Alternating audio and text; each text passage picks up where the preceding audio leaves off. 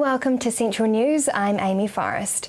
In today's news, a community group that collects and shares unwanted fruit from backyards around New Zealand is looking for coordinators to manage fruit picking in and around the Waikato.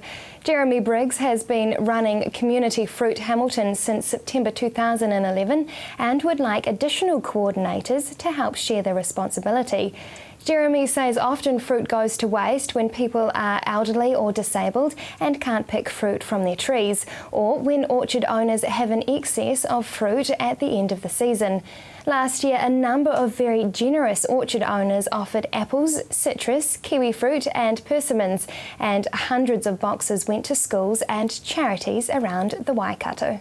Right, well, Community Fruit Hamilton is an organisation to get people who want to pick in touch with people who have fruit, to then go and pick that fruit and then take that fruit to destinations where charities or needy people exist who would like fruit. And what do we need? Well, we need pickers, fruit and destinations. So as well as people who want to organise, maybe be a team leader or organise an event, a picking event, that kind of stuff. Anyone who wants to help with that, totally welcome. A University of Waikato student and full-time mum has been awarded for her efforts at Te Matatini and was named Best Female Leader of the 41 teams. Te Ari Tenekore is the first woman to bring the winning korowai back to the Waikato in 30 years. Miss Tenekore says she is proud of the hard work her team Te Iti Kahurangi did and their performance at the National Kapahaka Festival, Te Matatini. Couldn't be more proud of my team, couldn't be more proud of our members. The members that took the stage, yes, but also the members that didn't. The family support that we had, our cooks, our cleaners, our committee, our core members, everything. Couldn't be proud, couldn't have done it without them all. We were lucky enough and honoured enough to come away with 5 trophies. Kairangi o te reo, excellence in te reo Māori, Kaitātiki Wahine, female leader, whakaeke entry, Motea te old traditional Māori waiata, and action song, our waiata aringa. Very proud of our team. 2 companies have received fines totalling almost $260,000 for selling fake souvenirs to Asian tourists that claim to be made in New Zealand but were produced overseas. Top Sky Holdings Limited, charged with 12 breaches of the Fair Trading Act, was fined $140,000 for selling alpaca rugs imported from Peru and relabelled as Alpaca New Zealand, 100% baby alpaca, proudly made in New Zealand by Alpaca New Zealand, in Auckland District Court. The rugs were sold to tourists from Korea, China and Taiwan on organised tours visiting the Rotorua-based outlet. The alpaca rugs sold by Top Sky were priced between $4,000 and $8,000 each, when Peruvian alpaca rugs are sold elsewhere for between $1,000 and $1,600 each. Now for our region's weather. Hamilton, your Friday brings cloudy periods with a high of 19 and a low of 6. And Tauranga, a sunny day for you with a high of 20 and a low of 10. Just ahead, Hilary is at the Balloons over Waikato.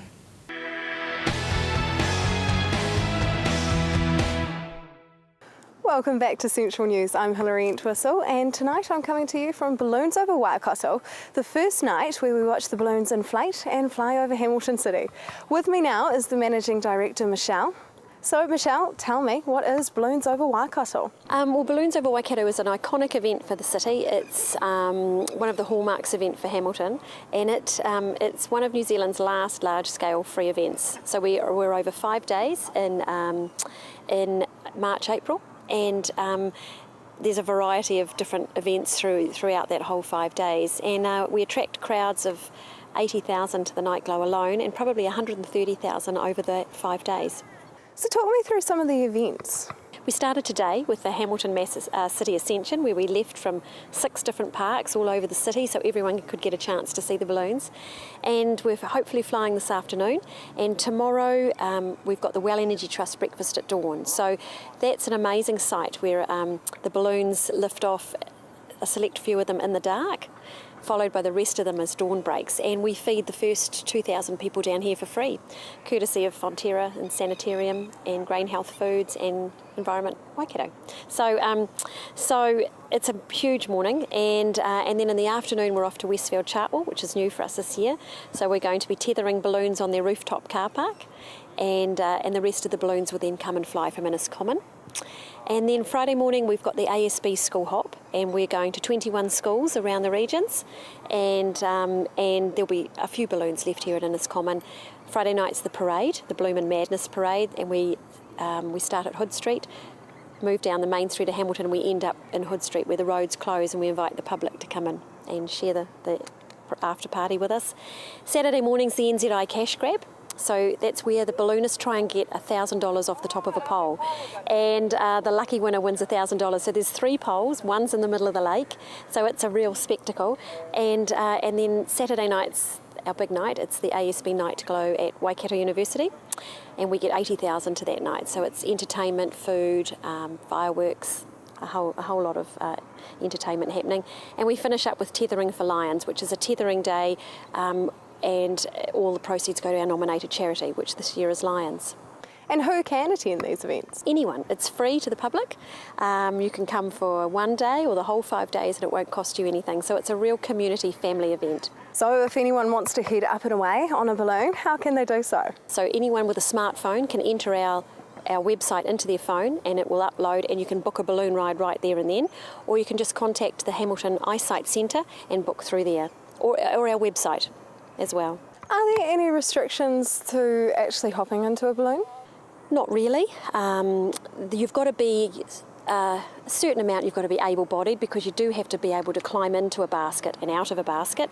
Children, very young children can't go simply because they can't see outside the basket. So you tend to have to be over 10 years old and able-bodied enough to climb in and out. How much planning and time goes into a major event like this? It is huge, and it's a year-round job for me and our team, liaising with all the balloonists, because many of them come from overseas. We've got probably 9 different events within this 5 days that we have to pull together, and the Night Glow alone is huge in itself, so it is a lot of work, but it's very rewarding. Who are the events sponsored by? We've got many sponsors. We're very lucky enough because we rely on sponsorship and grants because we're a not-for-profit. Our strategic partners are the University of Waikato, ASB, Hamilton and Well Energy Trust, and then we have a tier of major sponsors underneath that, and then our supporting sponsors, so we're very lucky with our sponsorship. So do you enjoy ballooning yourself? I love to watch and I love to be part of it, but I'm not a balloonist, and I never will be. I'll never probably be that clever enough to be able to fly one of those, but it is fantastic to be part of. Now, you have some special balloons coming. Tell me about these. Well, every year we host 3 to 4 special shaped balloons, and you can't get any of those balloons in New Zealand, so they've got to come from worldwide. So we've got 3 from the United States this year. The Chief Responder, which was built as part of a memorial to 9/11, and he's a gorgeous fireman. Then we've got the Resine butterfly, which is just beautiful, beautiful, big, colourful butterfly. And we've got Claude, the crazy crab, which is an amazing big crab balloon. So they're fantastic, and they really are the stars of the show and the crowd pleasers. So we get more requests wanting to come to this event from special shapes around the world than we can facilitate. So we're very lucky. We've got a wait list of those wanting to come down and be part of this. So what goes into actually planning the takeoff of a special balloon? They're bigger, so they do take a little bit more work to get up. They're bigger than your standard balloon, obviously. They're huge, and so, but you know, these pilots are used to that. They usually own 1 or 2 shapes themselves, so you know, that's what they love to do. So it takes a little bit more work, but they're used to it. Well, thank you very much, Michelle, and all the best with the rest of the planning of the huge event. Stay tuned, as up next we talk with the creative producer of the Night Glow.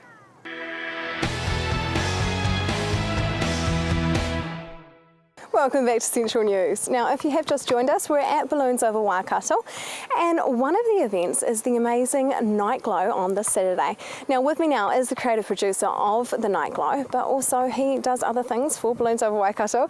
Trevor, what is your role at Balloons Over Waikato? Well, I'm the commentator down here at Inniscommon, I'm the creative producer overall, and I'm also the Nightglow producer for the big show at the university on Saturday night.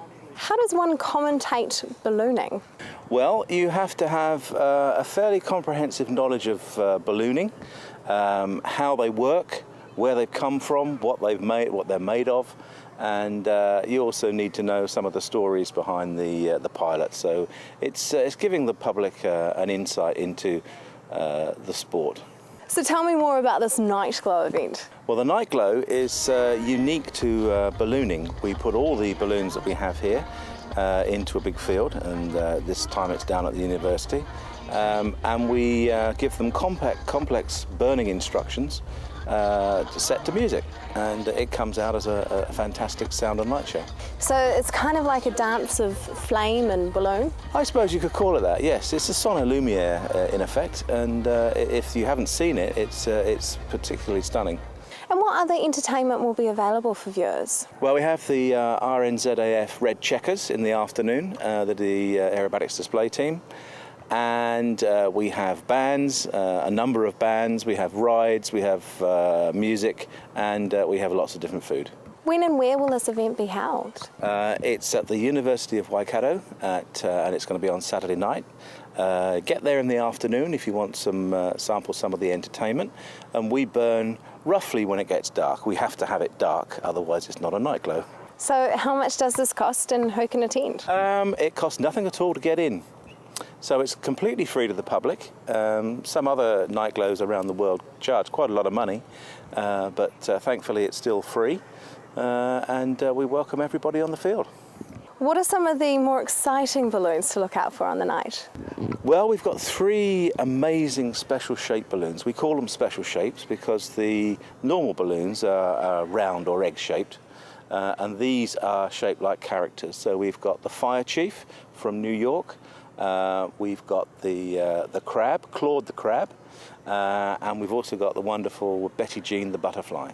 What other balloon festivals around the world have you been involved with? Well, I've done all of the major balloon festivals in the UK, including the world famous Bristol Balloon Fiesta.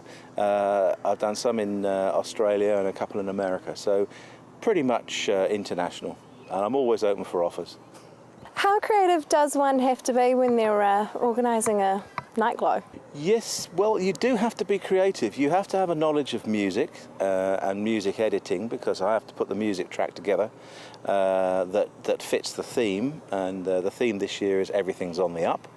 So you have to know that. You have to know what it's going to look like in your mind before you set it down on paper, and then you've got to cross your fingers and hope for the best on the night, that all your creative directions all come to a point on the show. So yeah, pretty creative. So how do you direct all that ballooning choreography? Well, they just do what I tell them.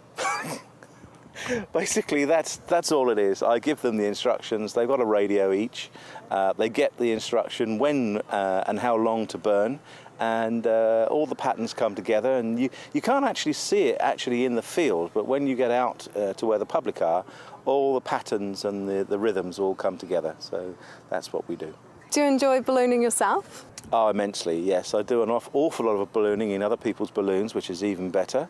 And I took my first flight, some 30 years ago, when I was very young, of course. And I've been, it's a passion of mine for years after. So what are you looking most forward to about Balloons over Waikato? Probably the last dying notes of the Nightglow when it's all gone well. How unique is your job?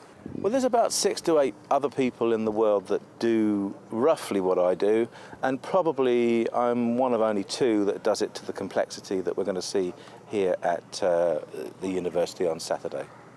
Well, thank you very much, Trevor, and all the best for the Nightglow on Saturday. Stay tuned, as after the break we talk to the man responsible for all those balloons in the air.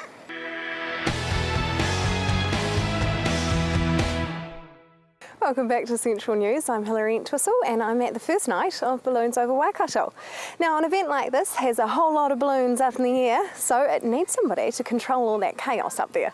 This is the flight director, Martin. Now, Martin, what is your role at Balloons over Waikato? I'm the flight director for the whole event. I'm responsible for all the balloons when they're in the air, where they go, and I also come up with the competitions they have to do to score points to win the event. So how long have you been in this role and what have been some of the highlights of your role so far? I've been flight director for Balloons Over Waikato for 4 to 5 years, and the highlights are meeting all the balloonists from overseas. You've got amazing personalities with amazing shapes, and every year you meet them again and again, and it's a marvellous thing. It really is. How does one direct all those balloons? Very cunningly. The flight director is responsible for the airworthiness of the balloons, checking the pilots out, checking their licenses are valid, checking the medicals are valid, checking their aircraft is fit to fly. And then I come up with devious and cunning plans to make them have interesting flying tasks, plus catering for the sponsors, because the sponsors want to see their things advertised on their balloons, catering for the media, catering for people who want to go for balloon rides, catering for the commercial balloon rides, and making it all work within the controlled airspace, talking to the air traffic controllers so we do have a corridor and a time, and then if the weather turns rubbish like it is at the moment, coming up with alternative things that the balloonists can entertain the public on the ground, talk to the people, demonstrate and show off. Balloonists love showing off. So, they've got this huge burner that generates 7 megawatts of power, and just talking about the ballooning experiences, and especially with the Americans, the Australians coming here. You've got people from all around the world they're actually queuing up to come to this event. It's one of the major events in the world circuit. So to come here is a real buzz for them. They have such fun, and it's all the hard work for the people working for Balloons Over Waikato, myself and Trevor and all those other people making it work, and that's what they love about it. And they can fly in some marvellous flying areas. They have real good response with air traffic controllers, and we get away with a lot of stuff, and it all works really, really well. What other festivals have you directed? I also do Balloons Over Wairarapa. I fly commercially myself. I also compete myself. Did the World Champs in 2004. I also have my own balloon company, so it's my passion and my hobby. How long have you been a pilot for? How long? How long's a piece of string? My first balloon ride ever was the 7th of February 1980. Okay, I bought my own balloon in 97, and from there I just loved it, and I keep on doing it. Yeah. So what is the training process of becoming a hot air balloon pilot? Well, it's tightening up. The Civil Aviation Authority are really looking at what we do for licensing now. We're looking at people's qualifications, medicals. I mean, commercial pilots, simple. It's a commercial balloon license, a commercial aircraft license. That's already in place. And the rules and regulations about the commercial business are already in place. That's Part 115. Part 61, which is everybody else doing a private balloon license, that's starting for balloonists. So we've had balloonists here who have 20 years flying experience. So we're looking at grandfather clauses, for want of a better word, that they've got all this experience and knowledge. What they have to do now is pass the written exams, go for a flight test, and then they've got the license. So there are lots of very, very experienced pilots. Plus, ballooning, especially in the Waikato, is a family thing.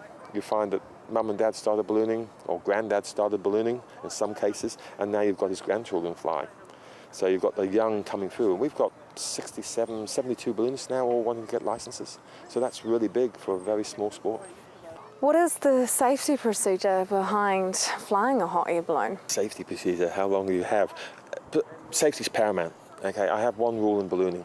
I'd rather be on the ground wishing I'm in the air than in the air wishing I'm on the ground. And the pilots put that through the process, and sometimes you might call off a good day, but you've still got a happy smiley face, you've still got your balloon. But there are very strict rules and regulations for ballooning with the manufacturer's flight manuals and the civil aviation rules, and we've got to meet all those. People can't just turn up at this event and expect to fly. They've got to have a certain amount of experience before they're even allowed to go to a balloon event, and they've got to be used to flying with other balloons in the area around them. Your first-time balloonist, he's just focusing on flying. He doesn't know what's happening around him. So people coming here, they need to be spatially aware of what all those balloons are doing. What's up ahead of them, where I'm going to land, what's up above them, what's below them, and do my competition task. Plus, must probably look after some sponsors in the basket with them. So there's a lot of pressure on them. So they've got to have a certain level of skill and a certain level of qualification, if you like, to come to their festas. And you are responsible for all those balloons? Yeah, it all comes down to me. It's why they don't pay me for it. I love it because it's a buzz for me. It gives me a challenge. but I also know most of the balloonists, and I know what they're capable of.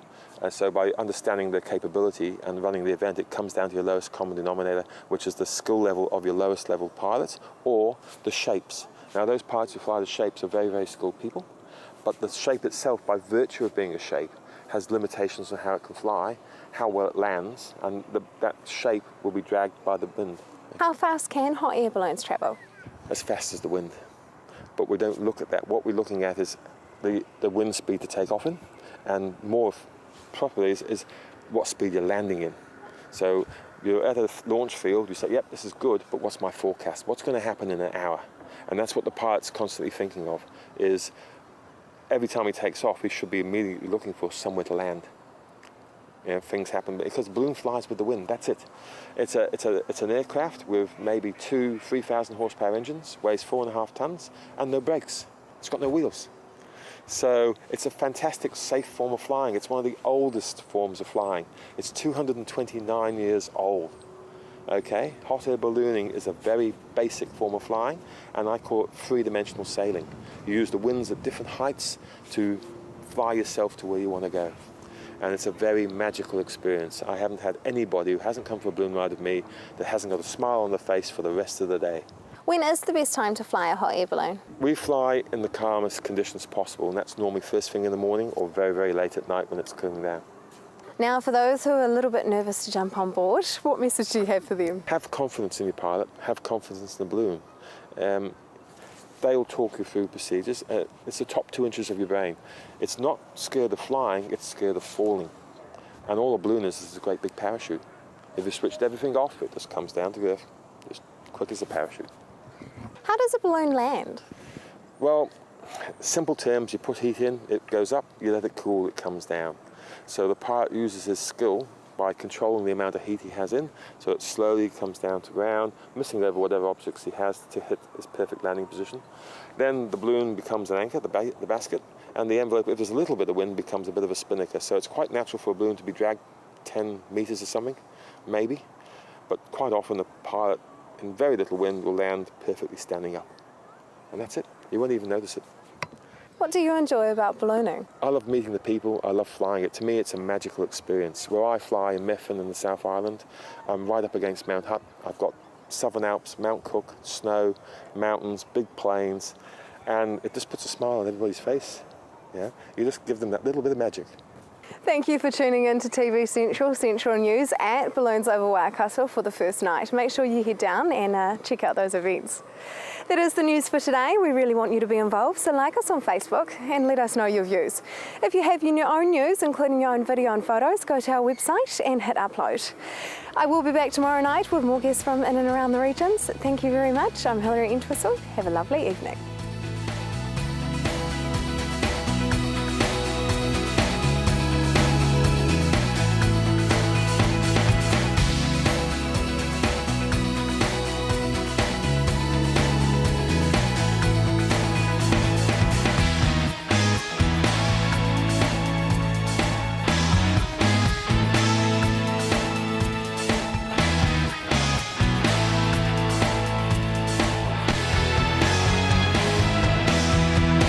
This has been an Alpha Media production, a division of Television Media Group. Supporting local content so you can see more of New Zealand on air.